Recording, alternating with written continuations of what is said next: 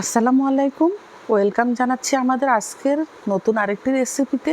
আর আজকে আমাদের রেসিপি হচ্ছে সবজি সমুচা। বলতে পারেন বাচ্চাদেরকে সবজি খাওয়ানোর একটি নতুন কৌশল। আশা করছি আজকের রেসিপিটি সবার ভালো লাগবে। সবাইকে পুরো ভিডিওটি দেখার অনুরোধ রইল। প্রথমেই নিয়ে নিব 2 কাপ আটা, 1 চামচ কালো জিরা, 3 টেবিল চামচ সয়াবিন তেল। এবার ভালো করে আটাটাকে তেলের সাথে মিশিয়ে নিব। এমনভাবে মিশিয়ে নিব যেন মুট করলে দলা পাকিয়ে যায়। এবার নর্মাল টেম্পারেচারের পানি নিয়ে অল্প অল্প করে দিয়ে ডোটা রেডি করে নিব। আর খেয়াল রাখবো ডোটা যেন শক্ত না হয় আবার নরমও না হয়। পারফেক্ট একটা ডো তৈরি করে নিব। ডোটা 10 মিনিটের জন্য রেস্টে রেখে দিব। এদিকে আমি ধনেপাতা, কাঁচামরিচ কুচিয়ে নিব। আমার রেসিপিগুলো আপনাদের কাছে কেমন লাগে কমেন্ট করে জানাবেন। আপনাদের ভালো লাগলেই আমি সার্থক। নিত্য নতুন রেসিপি পেতে পেজটাকে ফলো করে রাখবেন। আর এদিকে আমি একটা গাজর কুচিয়ে নিব। আগের থেকে 2টা ডিম সিদ্ধ করে রেখেছি, এগুলো একটা গ্রেটারের সাহায্যে গ্রেট করে নিব। এবার ডিমের সাথে গাজর,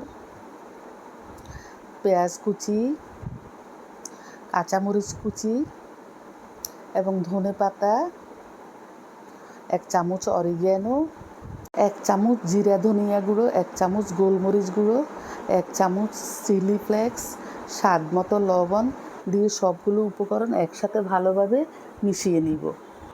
এবার সমুচার জন্য ডোটাকে রেডি করে নিব। ভালোভাবে ডোটাকে ময়ান করে নিব। তারপরে ছোট ছোট করে লিচি কেটে নিব। আপনার পছন্দ মতো ছোট বড় করে নিতে পারেন। আমি পুরির সাইজে কেটে নিয়েছি। এবার রুটি বেলে নেওয়ার পালা। একইভাবে আমি সবগুলা রুটি রেডি করে নিব।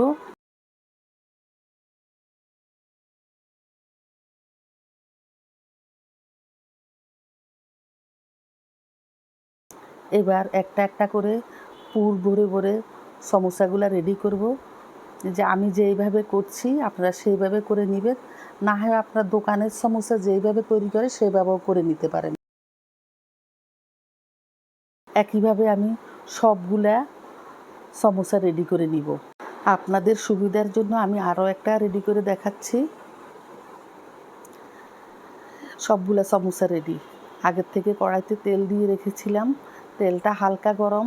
এখন আমি একে একে সবগুলা সমোসা দিয়ে দিয়েছি। 2-3 মিনিট পর সমোসাগুলো উল্টিয়ে দিচ্ছি। চুলার হিটটা মিডিয়াম আঁচে রেখে ভাজবেন যেন সুন্দরভাবে সমোসাগুলো ভাজা হয়ে যায়। এখন আমাদের সমোসা ভাজা হয়ে গেছে। এইভাবে ভেজে খেয়ে দেখবেন কতটা সুস্বাদু হয়। আল্লাহ হাফেজ।